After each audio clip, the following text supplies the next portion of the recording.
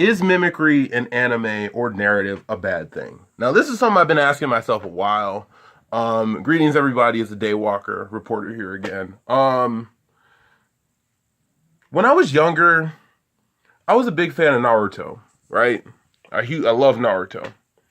It was the day when I had watched a video by co-provider. Well, it was called Naruto Rips Off Hunter x Hunter. It was that day that I started to ask myself this question of, is the story really as good as I thought it was, you know?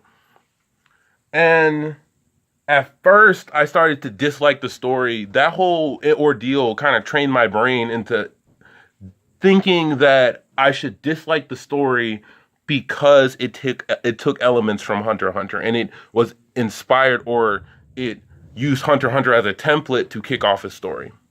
Now, looking back, I would have to say that that's kind of a misguided and misdirected approach to critiquing and judging stories. Now, it wasn't just Naruto who does this. Like not Hunter x Hunter. Series like Black Clover, for example. Perfect example. Series like My Hero Academia, you know, stories like that who take elements from other stories and use other stories as templates to sort of kick off their stories. My Hero is a lot more unique than other stories, mind you, even though it does have some elements from Naruto, with the whole having a main character that's kind of, with their inherent ability, they aren't really that talented, but they were given this advantage at a young age. Naruto was given a nine-tailed fox, and Izuku was given one for all. You know, they had that whole, they sort of inherit this special ability, you know. And it's kind of the same with Bleach too. But My Hero does enough in a story to be different from any other shonen to not really garner that same argument with that series. I mean, sure, it mimics a lot, but it's pretty unique. But like series like Black Clover and Naruto, in the beginning of their stories, they literally just take elements from other stories and just use them to kick off their story.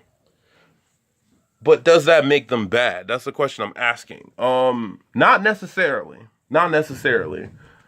I would have to say that with most writers, it's a smart decision to mimic your favorite stories when you're first starting out your story. And the reason why I feel like that's important is because you get to understand what in those stories work and what in those stories don't work.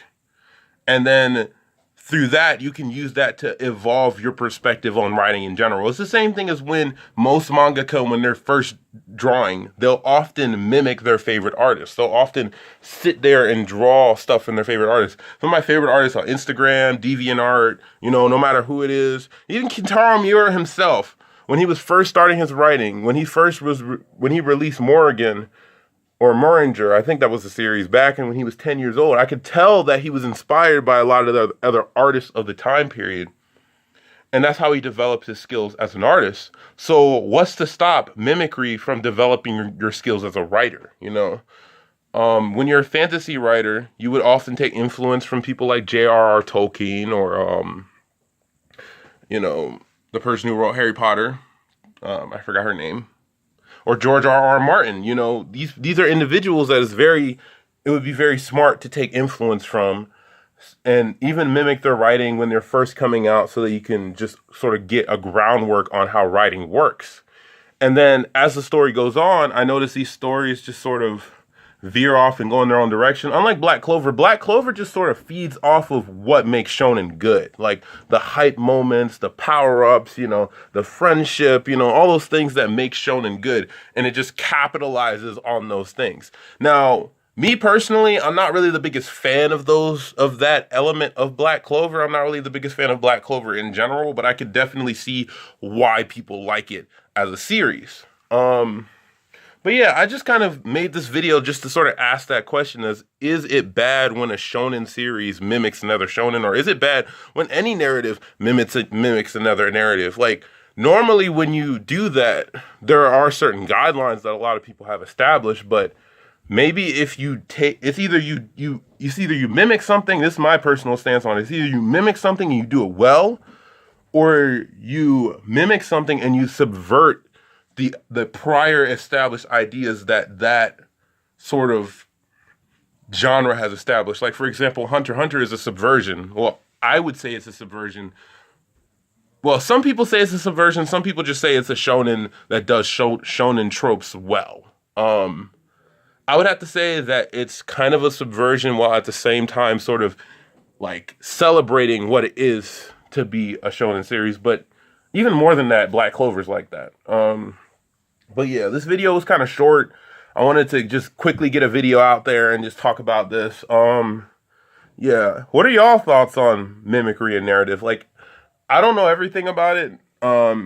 My videos in my channel aren't perfect. If any of y'all have any thoughts on anything, just comment below, like and subscribe, and we can just get this conversation going, because this channel's not about me just telling you guys facts. It's about an exchanging of information. But yeah, Daywalker Reporter out.